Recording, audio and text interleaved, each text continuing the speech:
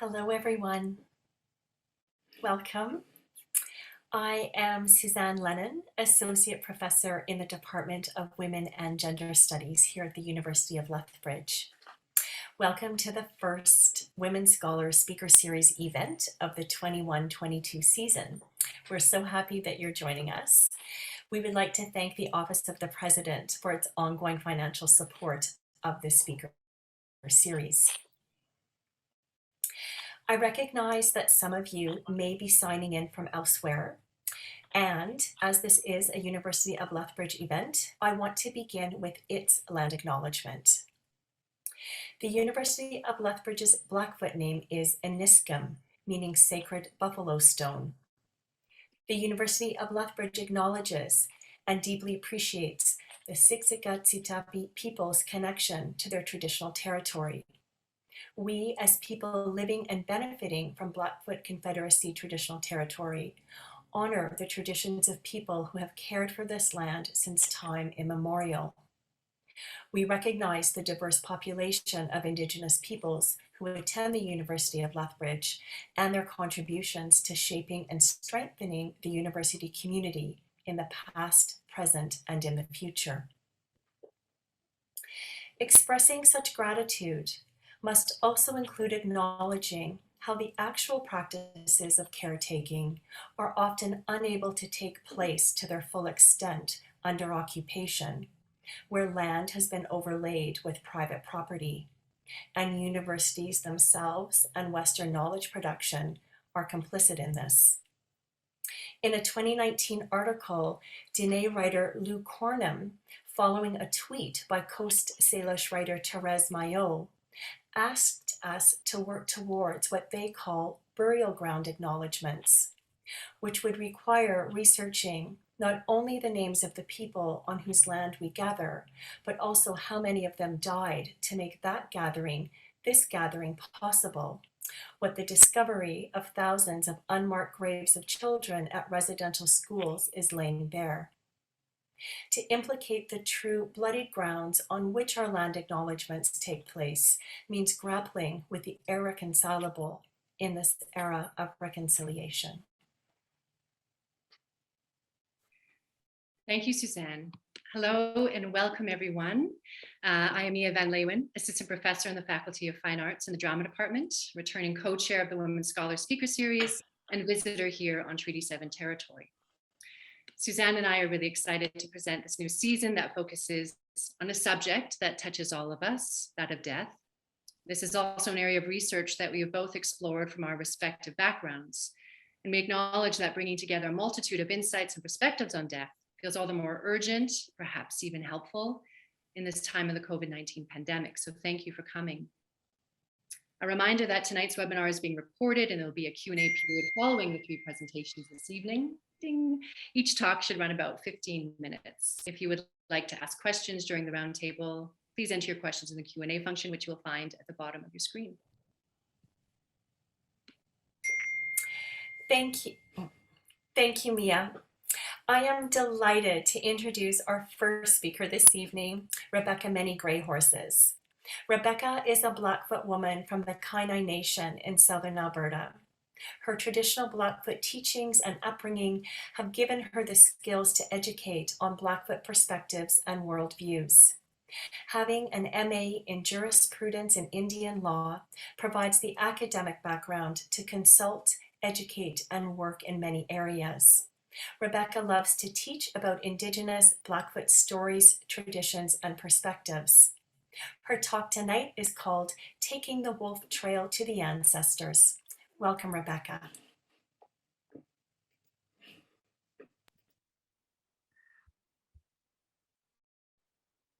Okay, thank you. I just got a message here. Okay, I mute myself. No, okay. Okay, thank you very much for that introduction, Suzanne. First of all, I'm going to introduce myself.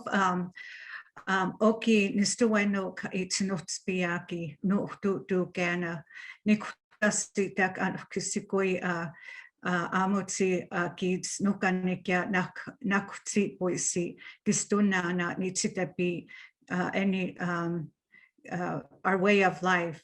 And so I thank you and Suzanne and the Women's Scholar Series for inviting me to speak today.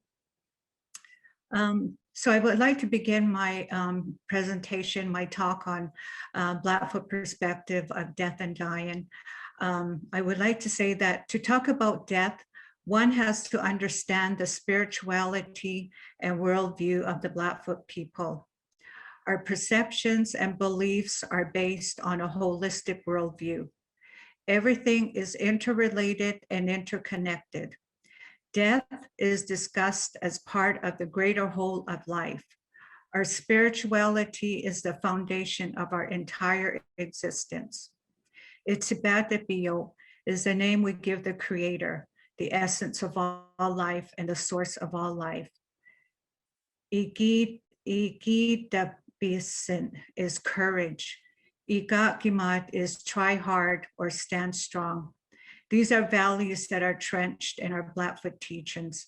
The elders use these words with intention that we have courage and strength to live life, despite the obstacles and tribulations we're faced with. I use these teachings because they will be the values that we use as Blackfoot people to transition through the cycles of life. Death and dying are part of the circle of life as the teachings have instilled. With the onslaught of colonization and assimilation and Christianity, our beliefs have changed with a more Christianized, colonized view of death and dying. I hope you learn from this presentation how our beliefs changed with forced religions imposed upon us from what was a more natural view of death to one of an abyss doom ending. And at this time, I would like to thank the elders that that I interviewed and talked with about this subject. So I would like to talk about our ancient stories that teach us how to live and the traditions that were passed down with the stories. I will tell two stories or legends that teach about our beliefs with death and dying. An elder tells the story of the Wolf Trail. And according to the Blackfoot people of the Northern Plains, Makoyi, the wolves, were the first earth beings to pity us. One snowy winter, when our people were starving, a young man and his family camped by themselves as they searched for food. The wolves found the family and appeared to them as young men bringing fresh meat to their teepee. The wolves took their family with them back to their camp. There were many different animals camped together, and they helped the family to set up, make a fire, and get food. The animals shared many spiritual gifts with the man and also showed the man how to cooperate with other people when he hunted buffalo and other animals. The wolves also told our ancestors that animals with hoofs and horns were all right to eat, but that animals with paws and claws should be left alone. The wolves disappeared in the spring, but you still see them in the sky as makoyesoko. These stars constantly remind us of how we should live together. The makoye I have a hard time saying road. Makoye Yosoko is believed to be the path across the heavens. It is also believed that when our people died, they took the wolf trail to the ancestors in the afterlife. The next legend explains how death was introduced to the people. There was once a time when there were but two persons in the world, old man and old woman. One time when they were traveling about, old man told old woman, "Now let us come to an agreement of some kind. Let us decide how the people shall live." "Well," said old man, "I am to have the first say in everything." To this, old woman agreed, provided she had the second say. Then the old man began, The women are to tend the hides. When they do this, they are to rub brains on them to make them soft. They are to scrape them well with scraping tools. But all this they do very quickly, for it will be not hard work. No, I will not agree to this, said old woman. They must tend the hide the way you say, but it must be very hard work and take a long time so that good workers will be found. Well, said old man, let the people have eyes and mouth on their faces, but they shall be straight up and down. No, said old woman, we will not have them that way. We will have eyes and mouth on the faces, as you say, but they shall be set crosswise. Well, said old man, the people shall have 10 fingers on each hand. Oh no, said old woman, that will be too many. They will be in the way. There shall be 4 fingers and 1 thumb on each hand. So they went on and on about how people should live. And they provided for everything in the lives of the people that were to be. Then old woman asked what they should do about life and death. Should the people always live, or should they die?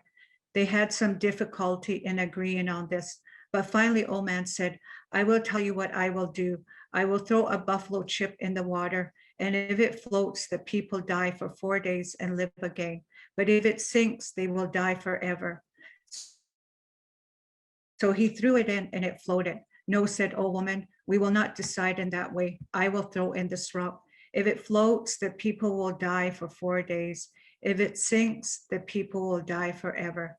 Then old woman threw the rock into the water and it sank to the bottom. There, she said, it is better for people to die forever. For if they did not die forever, there will never be sorrow and compassion for each other. There will be no sympathy in the world. Well, said old man, let it be that way. After a time, old woman had a daughter who died. She was very sorry now that it had been fixed so that people died forever. So she said to the old man, let us have our say over again. No, said he, we fixed it once.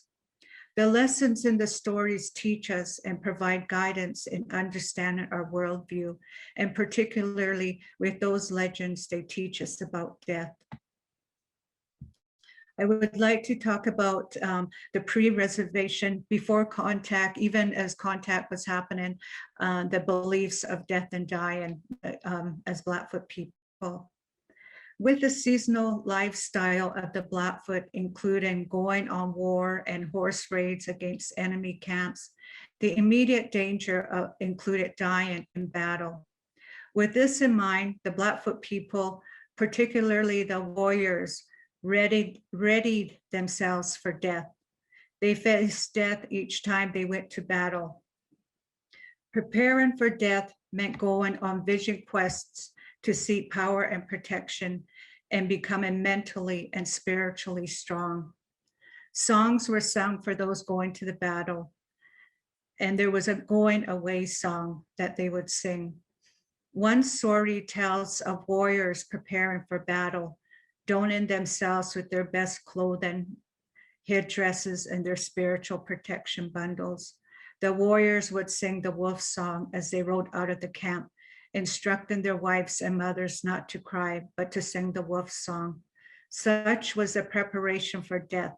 The warriors faced the imminent threat and rode into battle, strong and brave, knowing that this may be their last day on earth.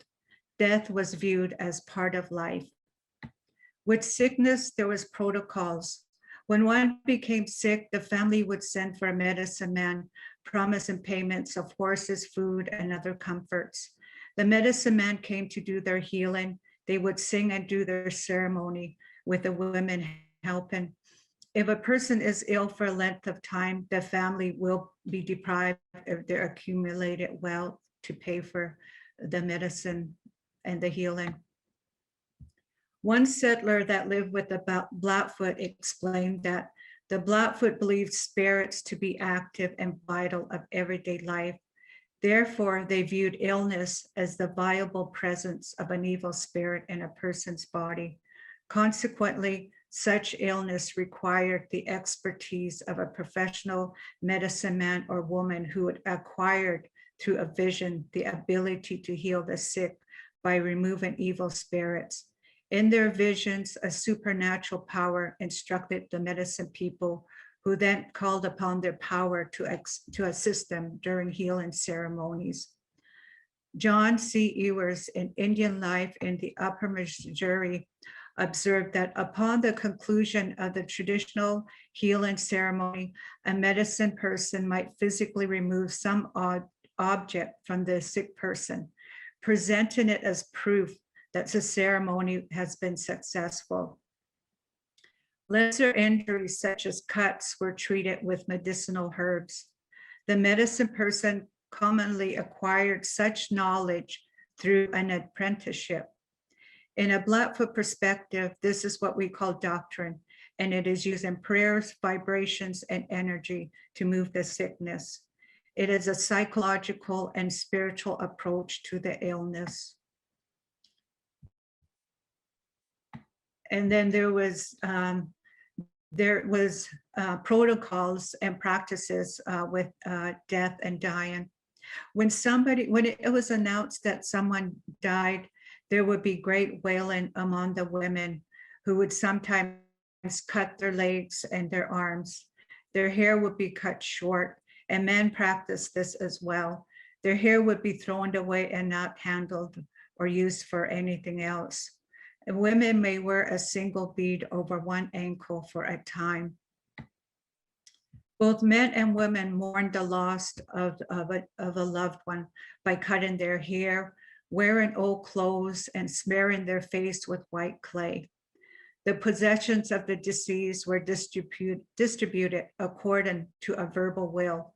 When no verbal will existed, custom called for the band members to take whatever possessions they could gather. Also, a grieving man would take to the war path and go along without care, neither seeking enemies nor avoiding them if encountered, not caring if he got killed. A man owning an important medicine bundle and who loses a loved one may bring his medicine bundle to another person to take care of it. And this other person has to be a previous owner of that medicine bundle or bundles. John Ewers wrote that they may burn it or desecrate it because of its failure to prevent death. A person once owning such a bundle can take it away at once. And while he may have heard these from elders, have heard this, I've talked with elders about this, and they refuted this and say that it was an extreme thing to do, and many had not heard of such action. After a time, a medicine man will approach the mourner with suggestions that it is time to take care of his bundle. When he consents and agrees it is time, a cleansing ceremony takes place with a sweat, and after the ceremony, the mourner is painted and newly dressed. The medicine bundle is then brought back to his teepee, and he resumes his roles as a keeper of the bundle. When the Blackfoot went into mourning, they denied and cut themselves, as I mentioned, to display to the tribe their indifference to pain and to show their high regard for the departed one. During this period, which often lasted up to several months, they would go to the hills, summit of hills, and weep. In extreme cases, they cut themselves with arrow points and knives, sometimes even cutting off a finger. Once again, when the mourning period is over, a relative would urge the mourner to return to the camp, go through the cleansing ceremony, and return to living life. When a prominent chief died, his family moved their lodge at a distance from the camp for the sake of seclusion. If a parent lost an adolescent son, they led his saddle horse through the camp, loudly grieving. As they went, as those in mourning, they refrained from all personal adornment. They wore old clothes, given up painting themselves or braiding their hair. They refrained from social dances and ceremonies, and sometimes they went barefoot and didn't wear moccasins. They also cut off manes and tails of their saddle horses as a sign of deep mourning. It was customary for a woman who had lost a child to come before the leader of a ceremonial society to be purified with sage or in a sacred smoke as a sign that her sorrow had ended and she had begun life again. Supernatural signs were heeded, like a sun and moon eclipse and other signs in the sky that were thought to be warning or impending death of a chief. And our beliefs around the burial. So after dying, individuals were traditionally dressed in their finest ceremonial clothes. Their faces were painted and they were wrapped in buffalo robes. The body was then buried on top of a hill, down in a ravine, or placed between forks of a tree. When a prominent leader died, his possessions were left within his lodge and his horses were shot. As I mentioned, the dead were placed upon a scaffold built in trees upon a high hill, or they were laid in thickets. And they dressed them and they killed their horse because they believed that they needed these things in the afterlife. And as the Blackfoot believed that they would go to the sandhills, they needed these articles to help them in their journey to the spirit world. And the personal articles, if a prominent chief died, his most prized possessions would go with him, and they would be sacrificed so that they may serve him in the spirit world. In former times, tree burial was common, but now rare. Only one example is of a person being placed in a teepee on some high place, and the edges of the teepee covered were often weighed down with stones, circles which were often met with elevated positions. And a practice that the Blackfoot did for their chief burials was to make a medicine wheel where the burial was. And this is evident in the mini spotted horse medicine wheel on the blood reserve. Other burial sites were marked with cairns in place. Our beliefs in the afterlife of where the Blackfoot believed that the spirit of the deceased would travel to the sandhills, an area south of the Saskatchewan River. The Blackfoot believed in afterlife, in old souls. Those that have returned will come back with certain bodily markings, like on the ears. In the 1870s and 80s, a man, Walter McClintock, resided with the Blackfeet people. During that time, he had an opportunity to observe the practices and teachings of the Blackfoot people. He was adopted by Mad Wolf, an old elder from the Blackfeet Reserve. And one of the things that he observed the death and dying of Mad Wolf in 1902. He witnessed and wrote this: just before his death, 4 large crosses of light appeared above the moon, the sign a great chief is about to die. Earrings and white grass, skilled doctors of the Blackfeet were called. Mad Wolf grew steadily worse with his sickness.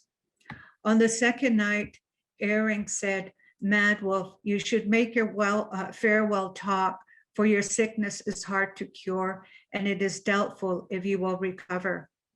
On the early dawn of the 4th day, Mad Wolf suddenly raised himself and he said, I want to go alone into the open so I could see the blue sky and breathe again the fresh air. He walked slowly to the door and went outside. Those watching him heard him speak and kneeling towards the rising sun with arms outstretched, praying. with the morning star shining upon the face of the dying chief. He said, he said to his wife that was standing near him, "Do you not see standing there the ghost of my old friend Double Runner? He says he is waiting for me. It is now time for me to go with him." Morning Plum, his wife, ran out and caught the dying chief in his arms. Mad Wolf sent back as if tired, reaching out to take the hands of his wife in his own, looked up trying to speak, telling his wife he loved him. Mad Wolf passed to the spirit world over the wolf trail. Alexander Henry was one of the first explorers to come to Blackfoot country, and he was told his explanation from a Blackfoot interpreter told him that when the Blackfoot Indian died, his spirit traveled to the Great Hammock between Red Deer and the South Saskatchewan Sandhills, where it ascended into the air and proceeded southward to a delightful country, well equipped with horses, buffalo, and lived their lives happy to all eternity. Our beliefs around death. The Blackfoot have a belief of spirits appearing as owls, believing that the spirits of the dead often appeared in that form.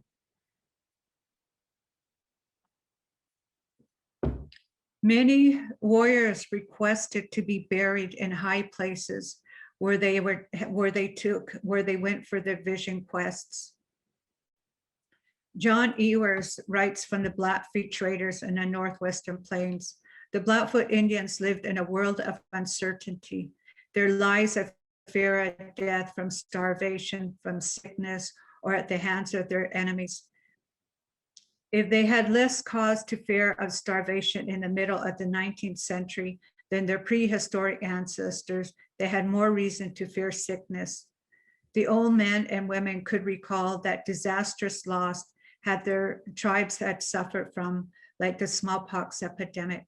Yet the Blackfoot did not face these dangers alone. They believed they were surrounded by supernatural powers, much stronger than human, ones that they could call upon for protection from evil influences and to aid them in their own undertakings. When supernatural powers were sought, it was done by young warriors and others who would seek a vision on top of a hill or some isolated spot. His powers would come to him in a dream or vision. This power sustained them throughout their lifetime. These vision quests were undertaken by the strong. It required fasting, being alone for days, and having the mental and spiritual stamina. Our elders call these powers that reside in the sky the above beings. The Blackfoot believe the great mystery is all powerful and that they strive to live in harmony with it. The ancestors wanted to understand the spiritual dimensions of all beings. They sought relationships with each. Adolf Hungry Wolf explains it as in his book as the Piikani had a spiritual connection to the land and beings. It was symbolized by and with awe and respect, and that people have for all the mysterious powers surrounding them. The Piikani way was to allow each individual to express his or her relationship with those mysterious powers of nature. Spiritual relationships were regularly tested in times of need. The results were usually either success or failure, and often that meant life or death. For that reason, the Piikani did not take the matters of spiritual direction and relationships lightly. Success was proved that one related to the spirits correctly in life.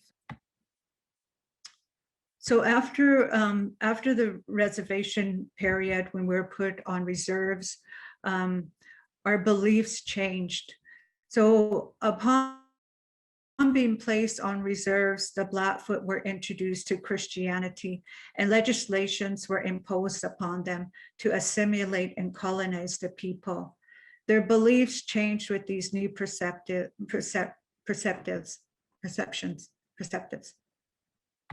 But this change was gradual, as many were still practicing the traditional customs of grieving and burial ways. The Indian residential schools also had an impact on changing the traditional customs. Some of the beliefs and customs that changed was that if a person died in a house, it was abandoned and afterwards torn down.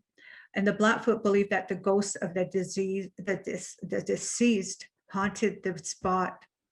If a young child died, then the house would be abandoned for a time only. And so this was when we were first living in one-room cabins.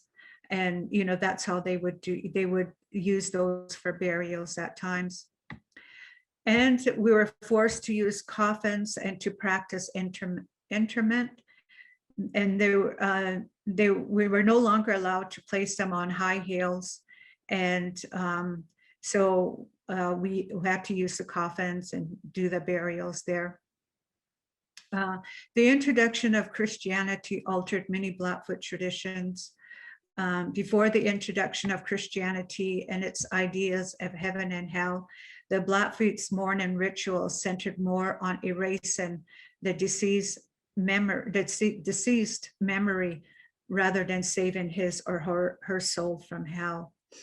An elder, George First Rider, was asked if he heard stories about the Sandhills, and he said, "We don't know where we go. I have never been told specifically where we go after death." But he went on to tell a story of a time when all the people were camped in the Sandhills when a smallpox epidemic hit, and the people were wiped out by this epidemic. Many lodges were littered with corpses. And mournful cries could be heard all over the camp. Some went from lodge to assemble a new family for it to survive. And and he said that's how the remaining of the people survived. And from that time on, they would say, you know, that when that person died, they must have gone to the Sandhills. So that's his interpretation of why the Blackfoot believed in going to the Sandhills upon death. With Indian residential schools, with our children being taken from families and being placed in residential schools, this brought destruction and disruption in our belief systems. Christian religious practices replaced the old traditional ways of grieving, and the perception of death changed. And so it really changed, because now we followed what we learned at Indian residential school, and how to and our burials and our perception of death was based around the Christian teachings that we learned at Indian residential school. Today, there are still beliefs that remain. There's a mixture, there's a combination of traditional and Christian beliefs that are practiced. There are still some very traditional families that believe in that traditional way. And there's more and more people that observe that, especially the young, they want to learn about that. And but still Christian burials are the main practice of today. The beliefs of spirits are still observed. And grieving is not practiced the way it used to be. However, elders still encourage expressing grief. They believe that if the person does not, they will get physically sick.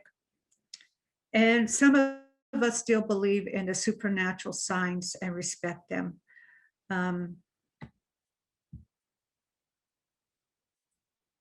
Oyid Sapi is grieving, and an elder told me that's the way we describe our grieving, and it derives from the heart. The meaning from the it relates to the heart, and she said that we still believe that when we we experience death, when we lose a loved one, and we're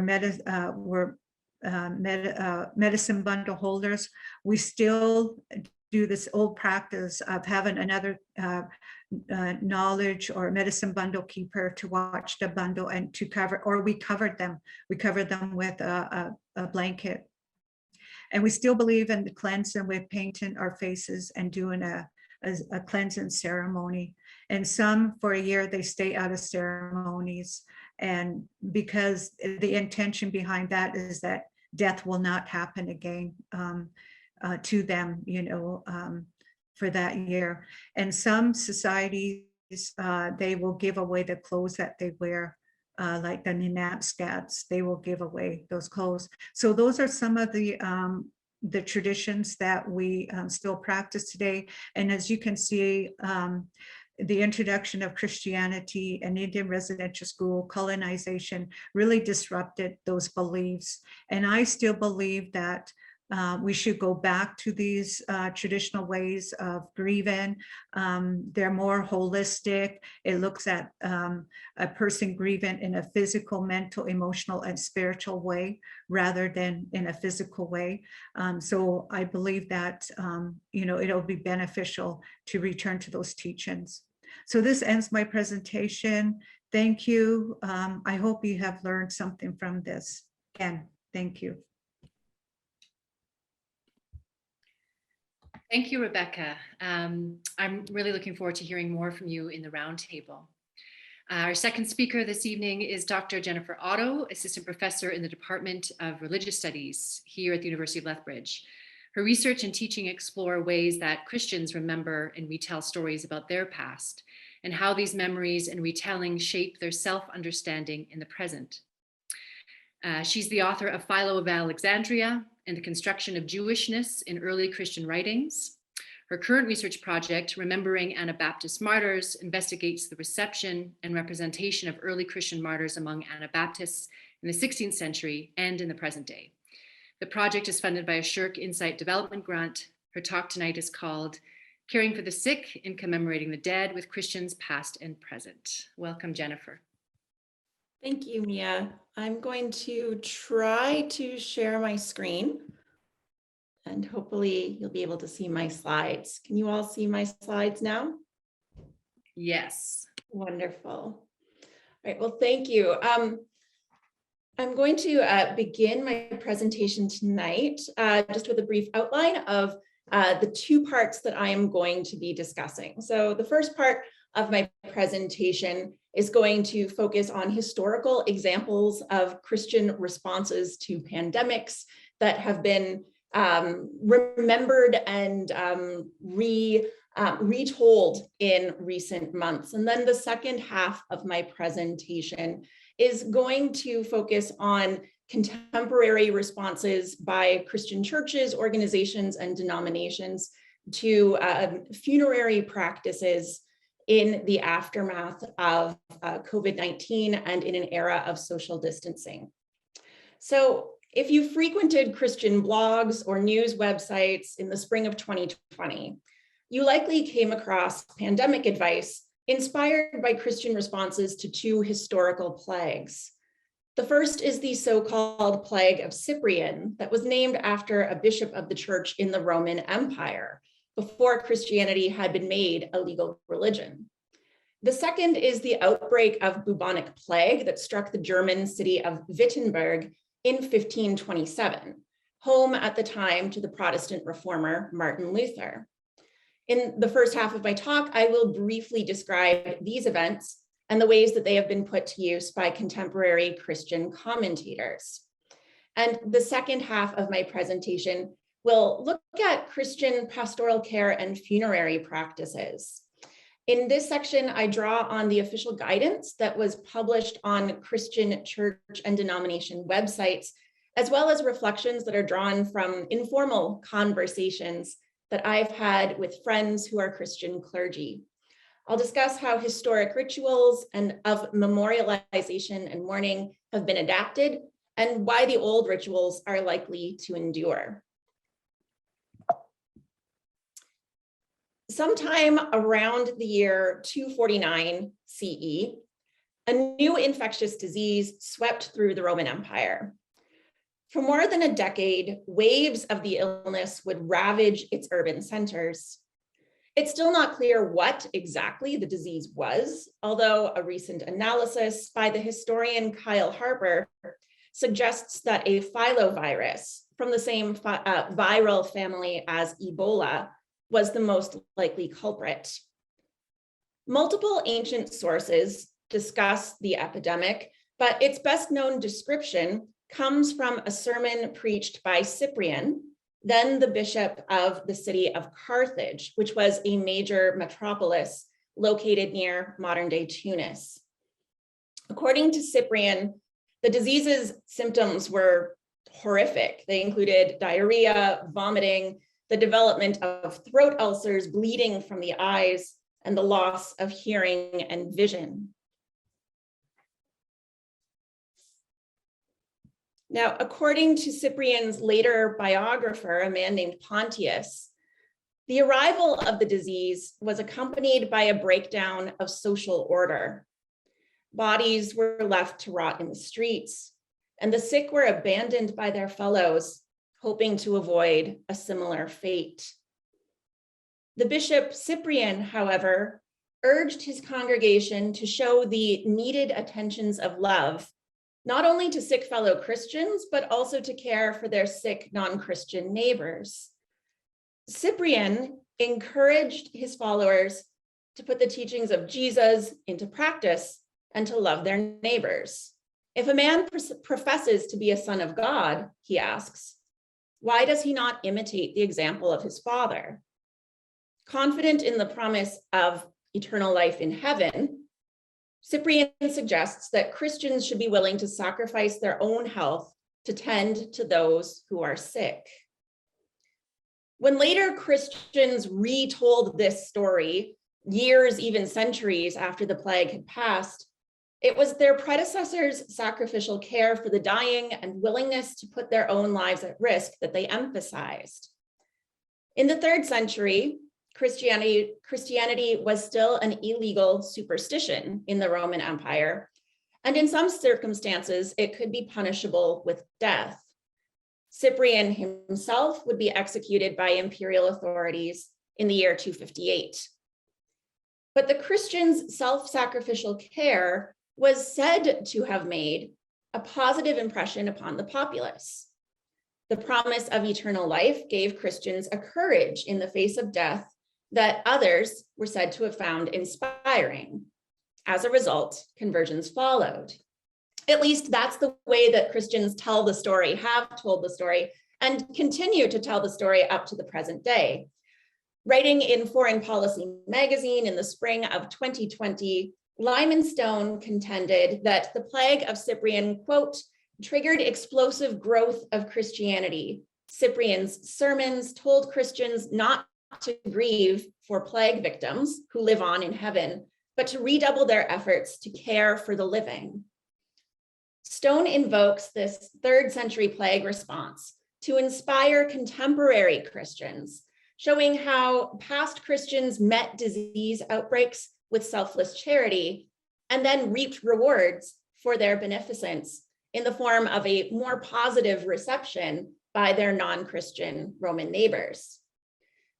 This pandemic encompassed both suffering, but also opportunity, an opportunity to demonstrate public virtue and to be seen doing it.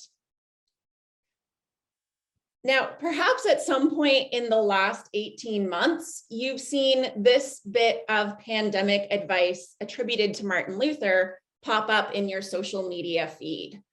I shall ask God mercifully to protect us. Then I shall fumigate, help purify the air, administer medicine, and take it. I shall avoid places and persons where my presence is not needed, in order not to become contaminated and thus perchance infect and pollute others, and so cause their death as a result of my negligence. Now, this historical quotation meets the current cultural moment so squarely that one would be justified in thinking it must be bogus. And indeed, there is a Snopes.com entry for this quote, but it is real. It is taken from a letter written by Martin Luther to his fellow clergyman, Johann Hess, in 1527. Hess had asked for Luther's opinion on whether one may flee from a deadly plague. A fresh outbreak of bubonic plague had hit Central Europe, and it had not spared Luther's Wittenberg. Those with the means to flee the village for the countryside did so, and Luther himself was ordered to leave by John, Elector of Saxony, but Luther refused, remaining in Wittenberg with his pregnant wife and opening up his house as a makeshift hospital for the sick. In his letter to Hess, which was republished in full in May 2020 on the website of the magazine Christianity Today, Luther explains that neighbors are, quote, bound to each other in such a way that no one may forsake the other in his distress, but is obliged to assist and help as he himself would like to be helped. In a bit of advice that seems almost too prescient, Luther writes, again, I'm quoting, "It would be well, where there is such an efficient government in cities and states, to maintain municipal homes and hospitals staffed with people to take care of the sick, so that patients from private homes can be sent there. That would indeed be a fine and commendable and Christian arrangement to which everyone should offer generous help and contributions, particularly the government." All right, so Luther is arguing for universal government-funded healthcare in 1527. But he laments, where there are no such institutions, and he says they exist in only a few places, we must give hospital care and be nurses for one another. Luther's guiding principle is clear. No one should dare leave his neighbor unless there are others who will take care of the sick in their stead. This advice he applies for the care of human spirits as well as human bodies. Luther contends that, quote, those who are engaged in a spiritual ministry, such as preachers and pastors, must remain steadfast before the peril of death. The duty to provide adequate spiritual care matches the duty to care for the sick and dying bodies. Now, as critical as Luther was of people who abandoned their neighbors to the plague, he was even more pointed in his evaluation of those who recklessly spread disease. Such people, he writes, are, quote, much too rash and reckless, tempting God and disregarding everything which might counteract death and the plague. They disdain the use of medicines. They do not avoid places and persons infected with the plague, but lightheartedly make sport of it and wish to prove how independent they are. He continues, it is even more shameful for a person to pay no heed to his own body and to fail to protect it against the plague the best he is able, and then to infect and poison others who might have remained alive if he had taken care of his body as he should have. He is thus responsible before God for his neighbor's death and is a murderer many times over. Right? So for Luther, the Christian's priorities should be clear. The sick must not be abandoned by those in positions of authority, but must be nursed to health or accompanied to death. Equally, care must be taken to avoid contracting and spreading disease. And so the Christian must do the sorts of things that we've all gotten used to doing over the past year and a half: social distancing, increasing ventilation, and taking medicine. The advice of Cyprian and Luther resonate today, I think, in part because most of us haven't had much previous firsthand experience responding to deadly infectious disease outbreaks. Now, those of us who are university instructors will remember how quickly we had to scramble to adapt our teaching methods for social distancing last March. Clergy described similar experiences of scrambling to adopt funerary rites and spiritual care at the outset of the pandemic. In the early days, most Christian denominations did not have official pandemic policies or guidelines in place. Now, I want to thank my research assistant, Delina Greykist, who is herself an excellent young woman scholar, who has combed through denominational websites and compiled a list of the common adaptations to funeral practices that have been urged by church leaders and administrators. Now, these practices, I imagine, likely won't actually be very surprising to you. I mean, they're pretty similar to a lot of the things that we've been doing in general over the past 18 months. Private funerals only for close family members, the postponement of funerals or celebrations of life to a later date using live stream and other online technologies, and more recently requiring proof of vaccination for those attending funerals. Throughout the pandemic, most Christian denominations and organizations in Canada have instructed their clergy to follow local public health guidelines. There have been numerous media stories about Christian groups who have flouted these public health restrictions, but these groups have really been in the minority. Many denominations have developed internal policies that impose stricter limitations on gatherings than those required by public health.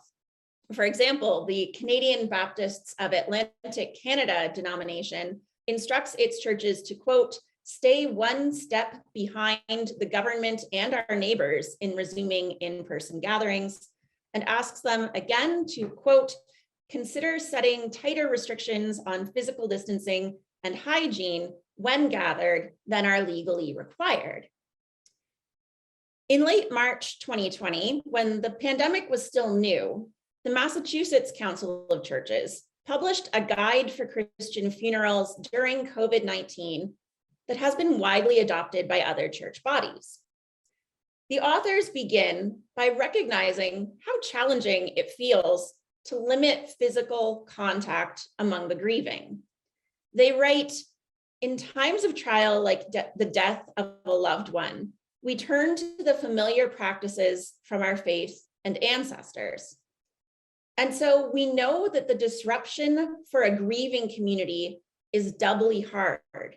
We grieve this disruption with you. Nevertheless, the authors urge that, and this they really highlight, we do not want to risk more deaths in the celebration of life.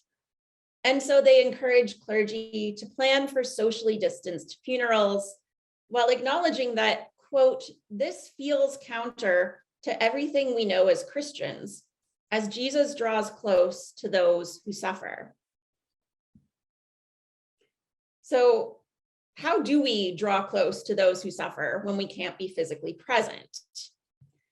In my conversations with Christian clergy who have been providing spiritual care to the dying and the grieving for the past 20 months now, this has come up as a genuine challenge. Both Cyprian and Martin Luther urged Christians to put their own safety at risk in order to be able to physically care for the sick. But in our age of professionalized medical care, this has been made unnecessary, even overly risky. So what is the role of the spiritual caregiver to be when sickbed visits and a ministry of presence with the grieving are not possible? Humans are embodied creatures, and our bodies crave nearness to others when we suffer and when we grieve. One pastor friend told me that his main takeaway from these past months has been the reminder of how much we yearn to grieve together, how in our loss we are desperate for connection, both spiritual and physical. That's not to say that some of the ritual innovations necessitated by the pandemic haven't been positive. Some families have appreciated the opportunity to hold more private funerals with limited attendance rather than traditional large funeral services in the church. Many people, especially older adults, have taken the pandemic as the spur they needed to learn how to use Zoom and other streaming technologies that now allow them to connect virtually with family members across vast distances more frequently. And even when travel restrictions are entirely lifted, live streaming is likely to be a much more common feature of funerals in the future to ease the burden of travel. The pandemic has spurred innovation to help facilitate connection across distance. But in the long term, Zoom is unlikely to fully replace the old rituals of gathering and embracing, of sharing memories and food and tears. These are rituals of the body, and as embodied creatures, they are deeply held within us. Thank you.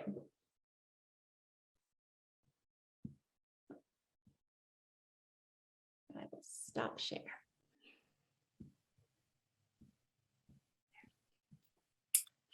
Great. Thank you, Jennifer. Before I introduce the next speaker, I just want to remind folks to put any questions you have for a speaker or for the panel in the Q&A, and we will get to them. So our third and final panelist tonight is Mia van Leeuwen. Mia practices the body of performance to explore wide-ranging themes while playfully blurring the lines between theater and visual art. Queering, juxtaposing, unsettling, disturbing, remixing, winking, collaborating, bearing process, and making strange are some of the actions that inform the devising of her various projects. Her talk tonight focuses on her current research project, How to Raise a Ghost, Memento Mori as Contemporary Practice. Welcome, Mia. Great, thank you, Suzanne. So here I go. I'm going to share my screen for everyone. Okay, good. We see that. Yes. Let's get to the big. And I'm just going to take my video off because I have unstable connection happening here. So just will you be able to do that? Let's see. Okay, thank you. Before I introduce How to Raise a Ghost, I must first introduce to you Andrew Henderson. Andrew, where are you? There you are. In October 2016, 5 years ago, almost to the exact date, I attended Andrew Henderson's living funeral titled Taking It to the Grave, a performance event held at ACE Art, an artist-run center located in Winnipeg, Canada. Andrew Henderson, who was diagnosed with an incurable lymphoblastic lymphoma, embraced their fate by designing a living funeral of fabulous proportions. Taking It to the Grave sparked a lot of interest, both locally and nationally, engaging the wider public to consider alternatives to end-of-life rituals. Andrew, who identified as genderqueer, hosted the glittered event that included a manicure bar, cozy communal seating, a champagne bath, and a pop goddess playlist. Andrew took central stage, unfurled on a chaise lounge where guests, a mix of family, friends, and spectators like me, circled around them. All were invited to engage with Andrew in an intimate confessional, sharing secrets that Andrew generously offered to take with them to the grave. A tattoo artist resided close by to symbolically capture the confidences, inking them into Andrew's dying body.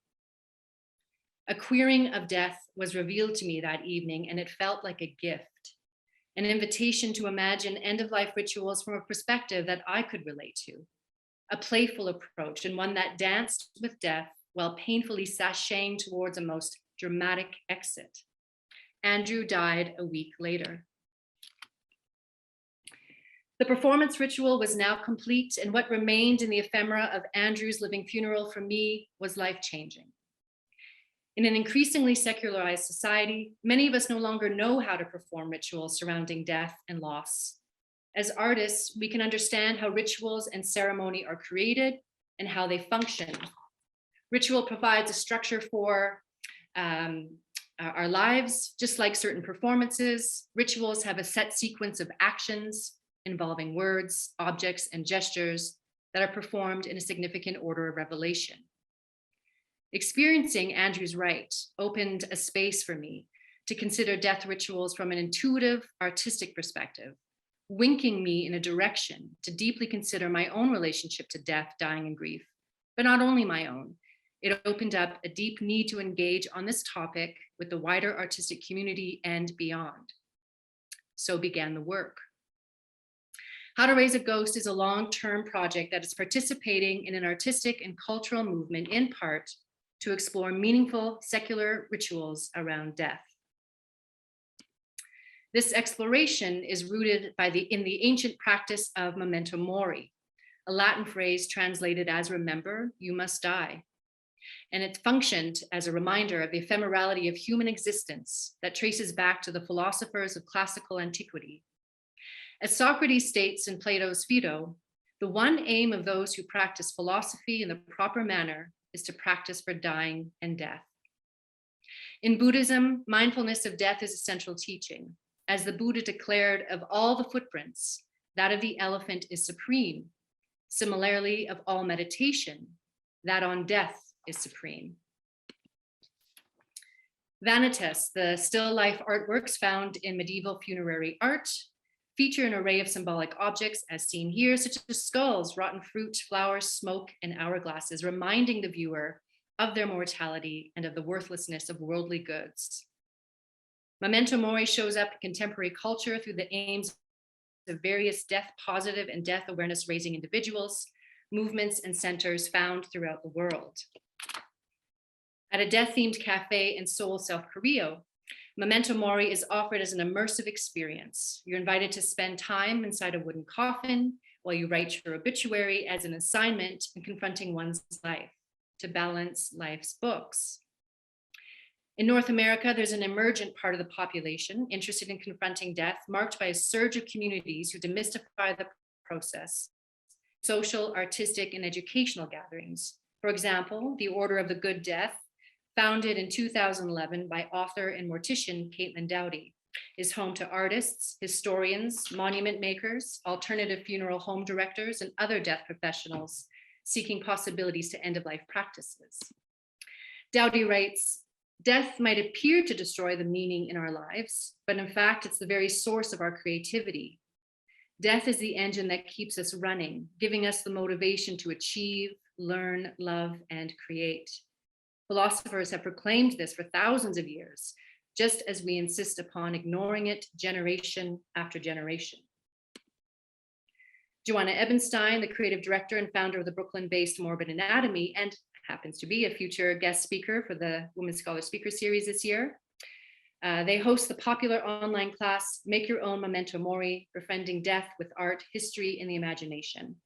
Ebenstein, who is also the editor of the extensive Death, a Graveside Companion, states that with the current global pandemic, our awareness of death is closer to us in the industrialized West than it's been in over a century. This historical moment will, for most of us, pass. This class seeks to use this moment to look death in the eyes, to get to know it, to create a closer, less fearful relationship with it, to make friends with it, and to create art from that encounter. How to Raise a Ghost approaches Memento Mori through a series of intuitive rituals devised over various phases and iterations, combining solo and collaborative efforts with artists throughout Canada and the United States. So I'll be sharing this one section of the work tonight. The project is an opus of sorts with many moving parts. Shaped like an octopus and draped in a ghost sheet, this tentacular being is a death-facing project that continues to grow and reveal itself. The project officially began in 2019, prior to the pandemic, and it received its guiding title when working on an early phase of development with fellow artist Nancy Sandercock.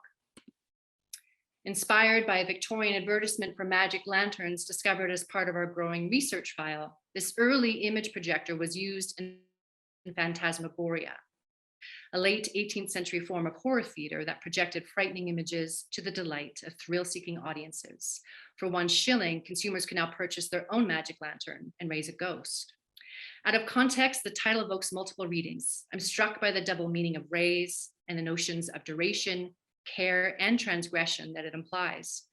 It provokes a fertile, expansive, and playful opening to frame this death-facing project. It also functions as a question: how to raise a ghost? The project is haunting many questions. What can the artist contribute to the conversation and practices surrounding death, dying, and memorial rites? How do we make room for play, experimentation, or even humor in a time of crisis? What are we haunted by? How do we reconcile with the ineffable? What kind of symbolic deaths must we contend with? How do we honor the death of relationships? How do we pass through the parts of us that need to die? How to raise a ghost. In the early spring 2020, I returned to Lake Winnipeg with a car packed full of ghost sheets, a plastic skeleton mask, a 2-foot garden gnome, and various other significant objects, costumes, and wigs held onto from past performances, most of which were created in Winnipeg over a span of 17 years. I was preparing for a funeral for my theater, inspired by Andrew Henderson's Living Funeral, but ahead of a diagnosis or the chance of a sudden death. I was preparing for a symbolic death, a memorial for my past performance work, an homage to all my dead characters, an epitaph for the ephemeral nature of the work. Ultimately, a memento mori practice that would double as a rehearsal for my own eventual death one day. How to Raise a Ghost was now situated at the beginning of a pandemic. Interestingly, I had performed an earlier iteration of a memorial at the SAG Gallery with colleagues Annie Martin, Andrew D. Stewart, and local dancer Akita Laurie. This happened on March 5th, a week before we went into lockdown. So the ritual that I performed that night was perhaps subconsciously preparing me for what was to come. For this pandemic phase of the project, I collaborated with a collective of artists I share a historical relationship with, tied to my origins in Winnipeg. For the purposes of our death excavation, we called ourselves the Happy Phantoms, otherwise known as Natasha Torres Garner, Ming Han, Tanya Woolishin, and myself, a creative team who probe difficult and provocative themes that haunt the human experience. We were joined by photographer Karen Asher, and in order to adapt to the restrictions of COVID-19, the work was stripped of an intentional audience and instead witnessed and documented by a camera, our own magic lantern. To further assist with the process, I summoned a persona from my repertoire. Old Madonna, a relic from an earlier pop culture exploration of celebrity. Here in this new performance context, Old Madonna acted as my death doula. I channeled her waning star power to carry my effigy in her arms, contemplating our fading relevance, among other things, together. It was during this time that the news of George Floyd's murder, accompanied by the horror of that video, was suddenly everywhere. Black Lives Matter's protests erupted, and the energy that emanated from Minneapolis could be felt in the shared Midwest proximity of Manitoba. Simultaneously, hundreds of dead fish were mysteriously showing up along the shoreline of Lake Winnipeg, where I was in residence at the time. As I went for my daily walks, contemplating death as a practice, now with the face of George Floyd central to my thinking, feeling, I discovered these fresh fish corpses, mostly that of the invasive species carp, that not even the seagulls seemed interested in pecking. Eventually, after testing done by the Manitoba Agriculture and Resource Development, the cause of this mass die-off was inconclusive. So there was much to reconcile, a deathly collision of worldly events with the insignificant, significant art project poised to consider it all. Death was everywhere, but it wasn't just the materiality of death I was confronting. Something else was emerging that summer of 2020, a great reckoning that pointed to a necessary and symbolic death of what came before on so many levels: societal, systematic, environmental. On a personal level, I was simultaneously grieving the end of a long-term relationship. So intuitively, my next move was the purchase of an inflatable coffin, not only for the ritual that was to come, but as a space to float within, to contemplate all of this, all the levels at play. Memento mori. A pandemic came, all the theaters shut down, so I went outside for a walk. I carried you with me everywhere I went, and everywhere I went, I was haunted.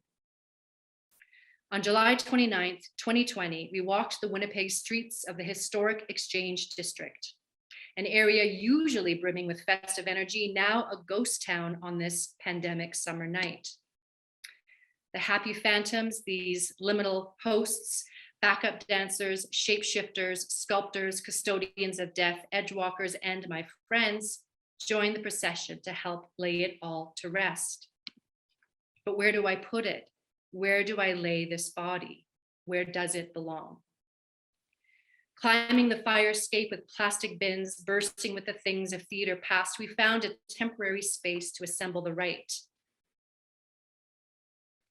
An improvised dance ensued as the specters circled the effigy, constantly haunting as they decorated the live corpse and relics, all these objects from past shows reappearing inside a new performance, wondering, where is the audience?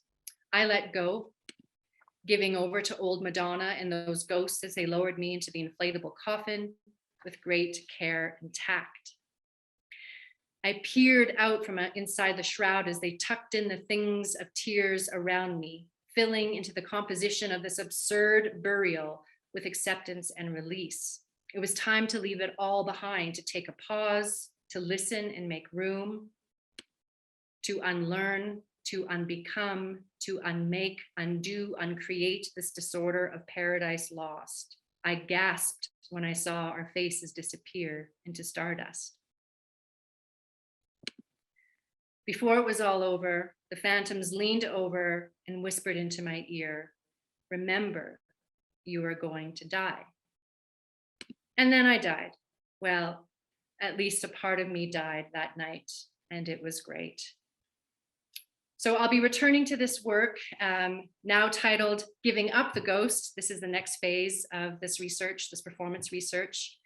And eventually I would like to share this with audiences in a live space here in Lethbridge as part of a larger arts-focused death symposium that I'm working on developing and in the really early stages with, along with my colleague Annie Martin and local artist Chanel Papp and other interested community members, both from the university and locally. So please stay tuned and thank you.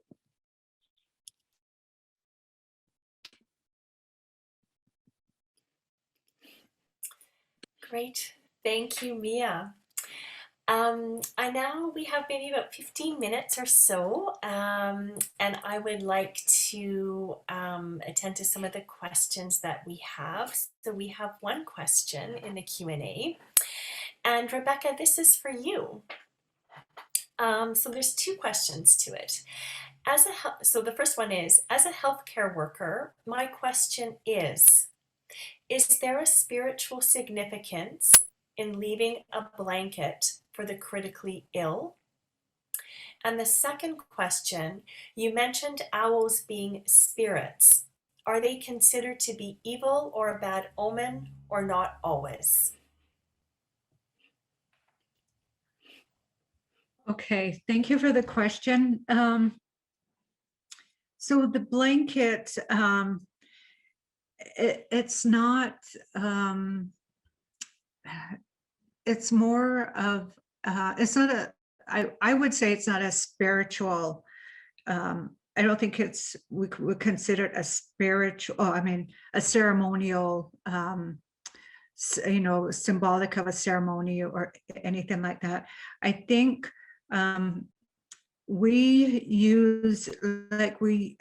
blankets are part of our ceremonies, but for somebody that's critically sick, I would say that it's more of a comfort, a comfort to have their own blanket. But when a person passes, then we do use our best blankets. Like, we still follow that old tradition of dressing in our best to go to the afterlife. And so we use Pendleton blankets, Hudson Bay blankets, and we use those with our funerals to dress and lay that person in the coffin.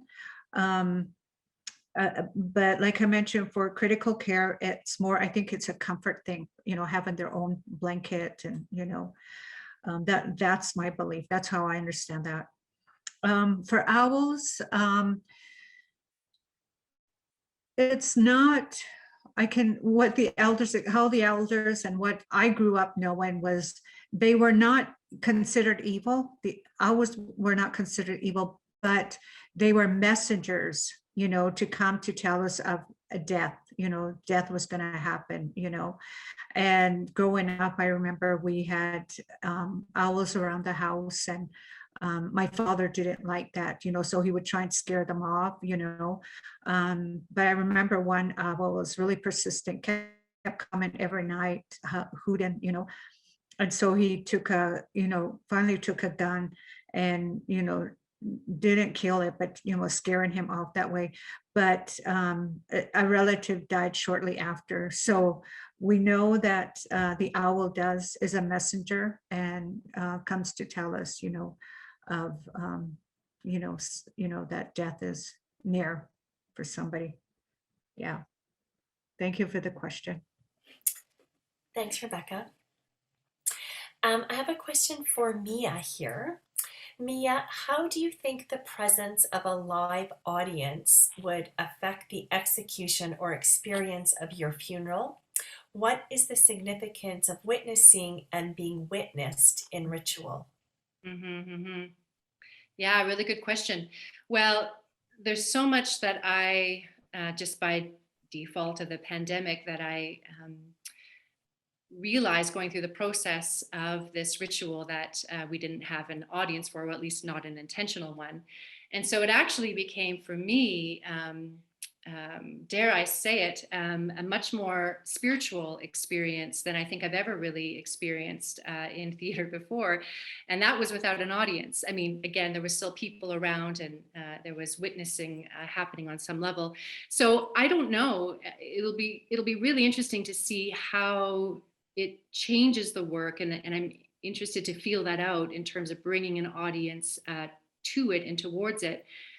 But I think that in part of the process in that is that I would like to invite other artists to also contribute potential performance rituals for an event that would have a conversation around the performance. So I think it would need a little bit more than here's the performance, okay, then you go. I mean, that's of course always an option, but I feel like it might need to have some conversation around it. But I'm not sure. It's a really good question, and I will get back to you because I'm going to be learning that myself. But there was something really incredible about, not having the majority of witnesses be audience members that I'm really still processing and thinking through, because that was the first time in my whole career performing that had ever happened, beyond rehearsals, of course. Thank you. And there's a third question again for Mia. Would you be able to recommend some additional resources for someone interested in the queering of death as outlined with Andrew's specific example? Yes. Perhaps I can get your contact information and share with you the big research file that I've been growing over the years. Just off the top of my head, of course, because I'm on the spot, I don't have anything on the top of my head. But if I could get your contact information, I would love to get back to you. I know that actually our next talk that's coming up with Tara Morhabi, Tara's involved with an organization, the Queer Studies Death Network, which they, just before the pandemic, I think a year before, they were a really interesting resource for me to go to in terms of having these, a conference built around these themes and looking at queer ideas around death and dying. So there's a lot of literature through that organization, the Queer Studies Death Network organization, that I think is also really worth checking out. But I would love to get my bibliography ready for you and share some more resources through email. Thank you.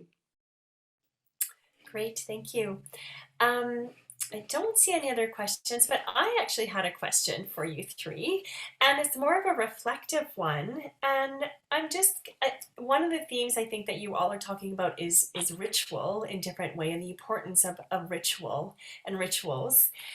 Um, could you maybe just speak to one another and give some thoughts about how you see each other's or one other person's presentation or work enriching and informing your own, or maybe prompting new ideas that you hadn't thought about before?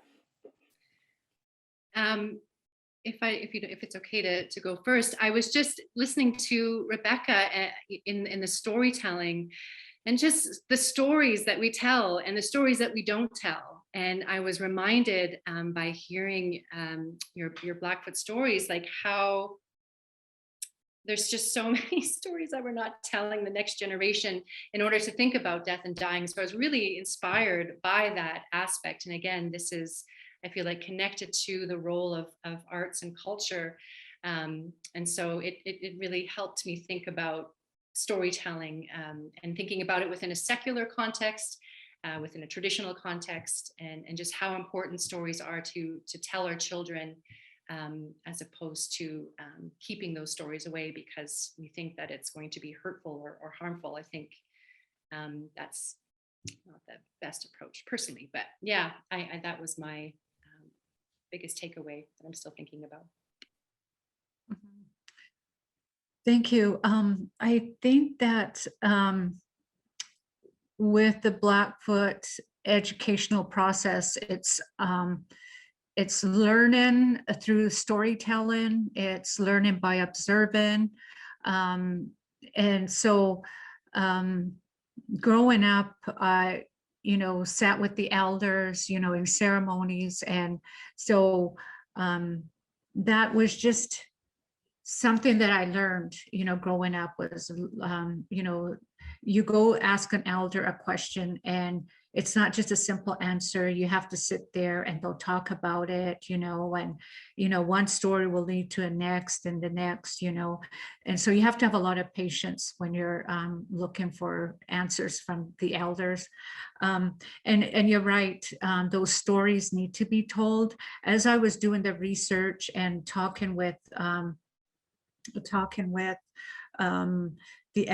some of the elders about our perceptions on death, I realized, we're not telling these stories to the younger people, and because we're so focused on that Christian, those Christian concepts of death, that we're not seeing beyond that. So I think that in doing this research, that, it has really instilled in me the need to tell these stories, to present, this to youth, because, and when I did talk with our,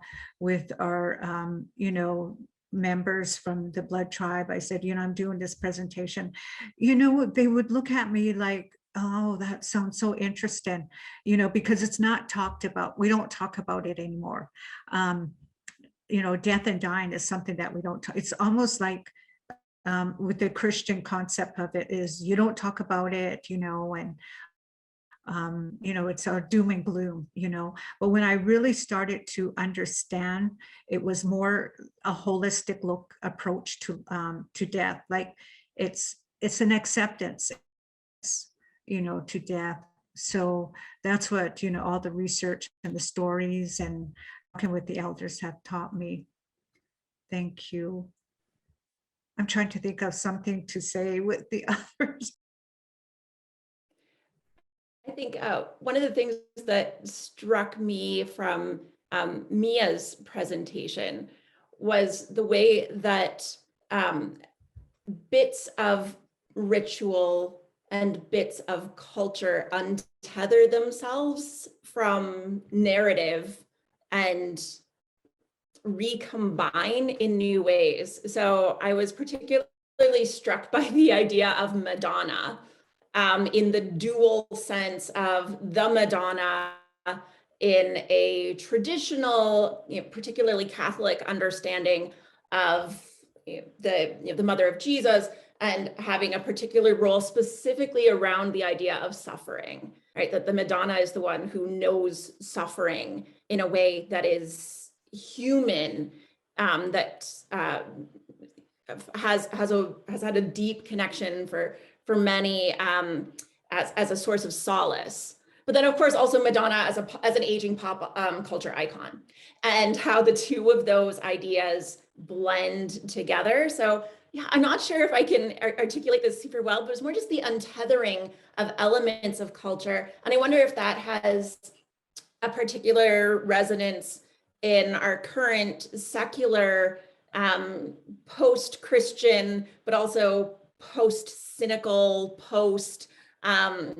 postmodern sort of context, where we have all of these bits of memory that kind of jumble together. At least that's how I saw, but that was my initial perception of some of your work. So I think that's what I'm gonna stew on for the next little bit. Thank you. I have two questions, and actually I'm just going to reverse the order that they were posted. So one is actually for you, Jennifer. So your discussion on Luther was fascinating. Can you elaborate on how his practical views compare to his contemporaries? Do you attribute his views to his religious beliefs? Do I attribute Luther's views to his religious beliefs? I mean, everything about Luther is imbued by his understanding of how he sees humans in relation to God. I'm not sure I quite understand. So contemporary Christians, is that what you're asking? How if they are adopting his views? I think that's what it is. Can you elaborate on how his practical views compare to his contemporaries? Oh, in his own time period, you mean? Okay. Oh, that's a good question. Obviously, the letter that he writes is in response to a fellow clergy person who is asking his advice on what he is supposed to do. And so I think that suggests to us that there is some uncertainty as to what the proper response would be in a pandemic. And the title, right, of the letter is specifically the question whether it is permissible to flee. And so I think Luther is trying to balance two demands that are put on the person in some position of authority, right? That's the demand both to preserve their own life and to preserve the general health of the community by not becoming a vector of disease and spreading it, but also to remain physically present with those who are suffering. And one of the things that struck me in conversing with clergy today is that same tension continues to be felt, that they feel both the need to be a physical presence, but also recognize the way in which their physical presence could potentially be a danger. And so it's these two strong and deeply felt desires that are somewhat in tension with each other. And I think this is not something that's limited to someone who is providing spiritual care, but it's probably what we've all felt over these past 20 months of needing to be in physical contact with those we love, particularly in seasons of loss and of grief, while also recognizing the dangers that we can pose to each other and trying to figure out how to balance what the correct balance is between those two. And it's not always easy to determine. So yeah, I think for Luther's contemporaries, it was an uncertain problem, and I don't think that we've been able to resolve it. I think it's just a deep tension that as embodied creatures, we are both so needed by each other, but potentially we can harm each other as well. And that's, I think, one of the aspects of being human that has been brought maybe even more to the front of our consciousnesses in this past 20 months or so. Thank you for that. I'm aware of time, but we actually just have a beautiful question from Jody that I would like each of you maybe just to speak very briefly to. And this is the question: as we transition through multiple deaths, as we pass through our lives of phases of relationships, how do you resolve or see the experiences they contain in the shaping of who we are? Are they renewed and carried forward with us as a culmination at our final death? Do they compose our being or confine it?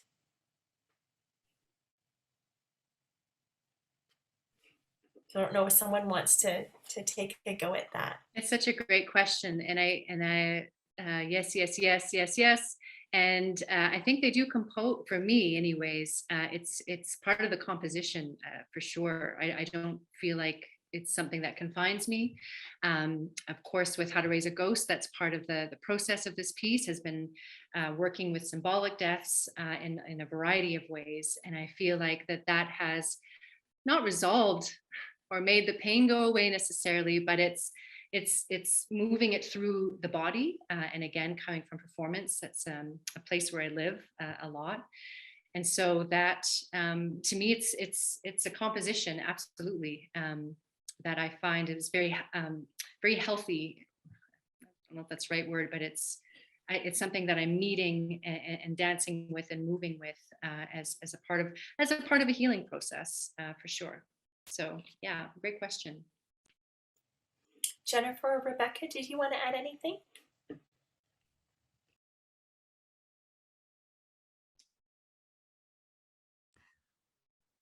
Okay, I'll just to say the transitions that we go through in life, the multiple death. When I was talking with the elders, it's those perceptions, before we were Christianized, it was one of, it's a cycle of life, death is a cycle of life. And so it we endure the loss, but we heal from it, and then we continue on, and then we again, there's another loss, but and so and more so from my ancestors because of all the dangers, that they faced. Today we have a cushioned life, because we have all these supports, and there's health systems and all that. But for back then, I could just imagine, the different losses and deaths that they had to endure, but they came out stronger, and they were strong people, they were resilient, and life continued. They understood that life was all a part of the cycle of life. And so that's how my perception on that would be. Thank you. Great. Oh, yeah, go for it, Jennifer. Just very briefly then, the way that question was asked, it just makes me think of scars. So as we go through events that scar us, whether it's spiritually or whether it's physically, they're transformative, but at the same time, yeah, they're strengthening too, right? Scar tissue is tough, it's resilient.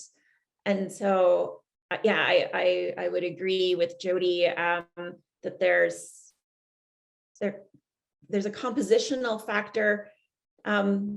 Scars, though, our scar tissue is often not as sensitive. So I wonder if in some ways it also confines the ways that we can then experience the world going forward. I think both. Thank you. Well, that brings us to the end of this evening. And so thank you, the three of you, so much for your time and just your brilliance and all the connections. Thank you to everyone who attended. Our next event is going to be November 16th from 12:15 to 1:15. So this time at lunchtime via Zoom. And our speaker is Dr. Tara Merabi from Karlstad University in Sweden. And their talk is titled Queer Ecologies of Death in the Lab. So we look forward to seeing you there, and have a good night. Stay well, everyone. Thank you. Good night. Good night.